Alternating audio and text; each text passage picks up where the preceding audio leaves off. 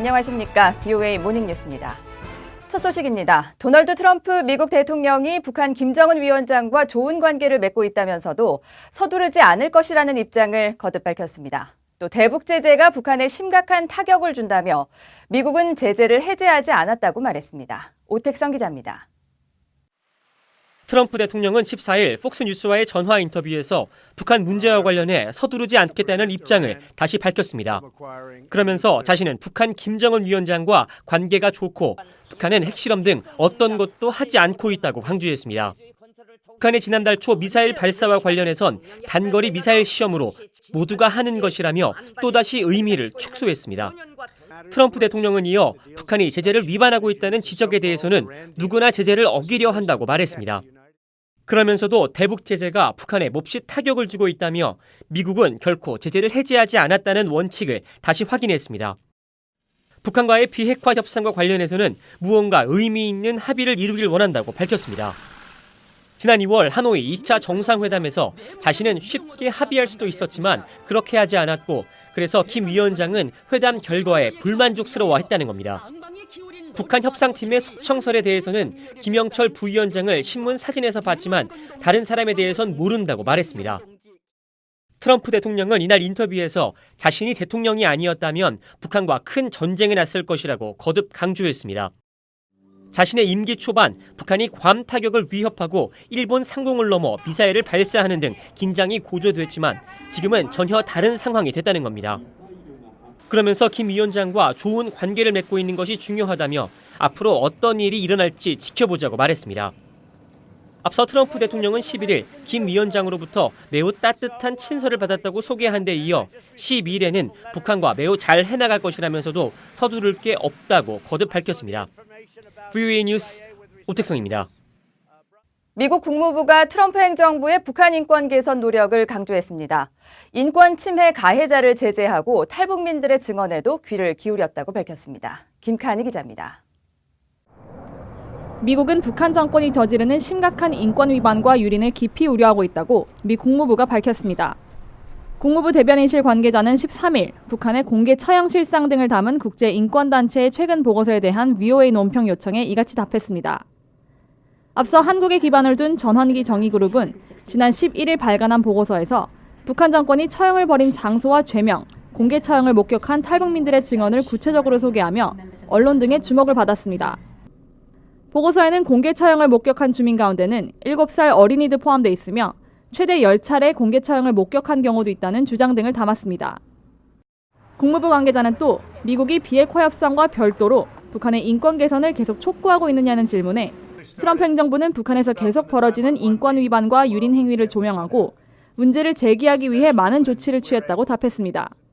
그러면서 심각한 인권 유린과 검열을 저지른 이들을 제재 대상으로 지정하고 유엔 총회에서 유엔 결의안을 지지하며 탈북민들과의 만남을 통해 그렇게 한 것이 포함된다고 설명했습니다. 또 미국은 북한 인권 문제에 대한 인식을 높이고 독립적인 정보에 대한 접근을 늘리며 북한 내 인권 존중을 촉진하기 위해 국제사회와 계속 협력하고 있다고 밝혔습니다. 이처럼 미국이 북한 비핵화에 초점을 맞추면서도 열악한 인권 상황을 좌시하지 않겠다는 입장은 국무부 담당 관리들의 발언을 통해서도 확인돼 왔습니다. There just has to be a lot more pressure put on North Korea for its terrible offenses that it has, particularly in the area of religious freedom. 브라운백 대사는 미국은 종교 탄압 등 인권 탄압과 관련해 북한 정권에 제재를 가하고 있다며 트럼프 행정부는 과거 어느 행정부보다 북한 정부를 압박하고 있다고 지적했습니다. 앞서 국무부 관계자도 지난 4월 VOA에 북한의 개탄스러운 인권 상황이 주목받고 이 문제가 다뤄지도록 하는 것을 대북 압박 캠페인의 목적 가운데 하나로 명시하기도 했습니다. VOA 뉴스 김칸희입니다. 미국이 북한의 정제유 취득 한도 초과와 관련한 항의 서한과 불법 환적 활동을 추적한 보고서를 유엔 안보리에 보낸 것은 북한에 타격을 줄 수 있다는 분석이 나왔습니다. 환적 행위에 대한 부담으로 비용이 높아질 수 있다는 건데요. 유엔 안보리 관계자는 석유 제재는 모든 제재의 핵심이라고 말했습니다. 박승혁 기자입니다. 북한 경제 전문가는 미국의 이번 조치가 북한의 불법 환적 비용을 증가시키는 효과를 거둘 수 있다고 전망했습니다. 북한의 정제유 유입을 완전히 끊기는 사실상 불가능한 상황에서 환적의 비용을 높여 북한 정권에 타격을 주기만 해도 성공적이라는 것입니다. You're really just trying to raise the cost to the North Koreans. what you want to do is penalize them for their nuclear activities, and the penalty is higher price for oil. 브라운 교수는 이어 회원국들이 현행 제재만 잘 이행해도 큰 효과가 있을 것이라고 설명했습니다. 이번 조치와 관련해 익명을 요구한 유엔 안보리 관계자는 전화회견을 통해 북한 석유 반입 제재는 모든 대북 제재의 초석이라고 강조했습니다. 제재 구상 초기 단계부터 북한의 석유 수입을 줄이는 것이 핵심이었고 지금도 현행 제재 시스템의 주춧돌이라는 것입니다. 하지만 아직도 석유 반입 제재는 효과를 내지 못하고 있다고 이 관계자는 말했습니다. 유엔이 부과한 여러 가지 대북 제재들 가운데 석탄, 철광석 수출 제한은 수월하게 이행되고 있지만 석유 반입 제한은 결함이 크고 이행이 부진하다는 것입니다. 북한 불법 환적 실태를 적시한 이번 보고서는 미국 주도로 7개 나라가 3개월에 걸쳐 북한 불법 환적에 대해 수집한 정보를 담아 작성됐으며 미국은 중국, 러시아와도 논의한 것으로 알려졌습니다.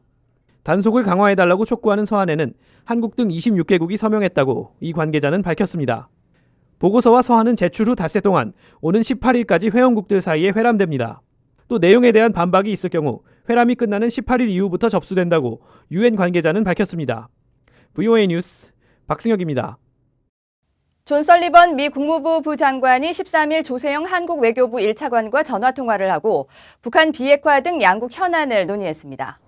국무부는 두 사람이 북한의 완전히 검증 가능한 비핵화, FFBD 공약과 미국과 한국, 일본 등 3국 협력의 중요성을 재확인했으며 인도태평양 지역에서 공통의 안보 도전을 해결하기 위해 계속해서 함께 긴밀히 협력하기로 했다고 밝혔습니다. 한국 외교부는 양측이 이달 말 도널드 트럼프 대통령의 방한이 한반도의 완전한 비핵화를 통한 항구적 평화체제 구축과 한미동맹 강화 방안을 논의하는 중요한 기회가 될 것이라는 데 의견을 같이 했다고 밝혔습니다. 스티븐 비건 미 국무부 대북정책 특별대표가 이달 말 도널드 트럼프 미국 대통령의 방한에 앞서 한국을 방문할 예정이라고 한국 언론들이 보도했습니다. 보도에 따르면 비건 대표는 오는 24일 전후 한국을 찾아 이달 말로 예상되는 미한 정상회담 의제를 조율하고 한국 당국자들과 대북 협상 재개 방안 등을 논의할 것으로 알려졌습니다.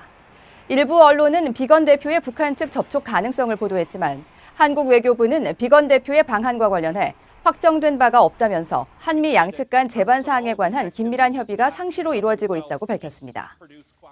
주한 미 8군 사령부는 14일 미국 텍사스주 포트후드에 있는 제1기병사단 예하 제3기갑여단의 병력과 장비가 한국에 순환 배치됐다고 밝혔습니다.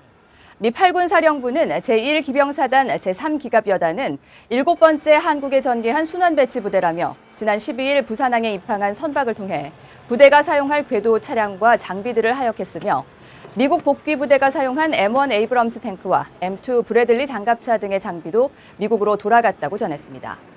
미 8군 군수처장인 조셉 모로우 대령은 이번 순환 배치를 통해 한반도에 전개하고 있는 미군 장비와 병력의 전체 수는 변하지 않는다며 기존 노후 장비들을 한반도에서 실어내고 신규 장비를 반입해 준비 태세가 극대화될 것이라고 말했습니다. 북한 주민들의 종교와 신앙의 자유를 위한 국제적 연대와 실천을 추구하는 단체가 서울에서 출범 대회를 갖고 활동에 들어갔습니다. 태영호 전 영국 주재 북한 공사와 북한에 억류돼 있었던 케네스베 느헤미야 글로벌 이니셔티브 대표 등 200여 명이 동참한 북한 종교와 신앙의 자유 국제연대는 14일 서울 프레스센터에서 창립대회를 열고 북한은 헌법에 종교의 자유를 명시하고 있지만 동시에 종교를 국가 질서를 해치는 데 이용할 수 없다고 규정하고 종교와 신앙의 자유를 국가기관을 동원해 억압하고 있다고 비판했습니다. 또 실제로 북한 주민들이 종교 관련 활동을 하거나 종교 서적을 소지하다 체포되면 일반 범죄가 아닌 반역죄로 처벌된다고 지적했습니다. 김충환 창립준비위원장은 북한 정권에 북한 주민들의 종교와 신앙의 자유를 억압해서는 안 된다며 유엔과 국제사회에 적극적인 관심을 당부했습니다.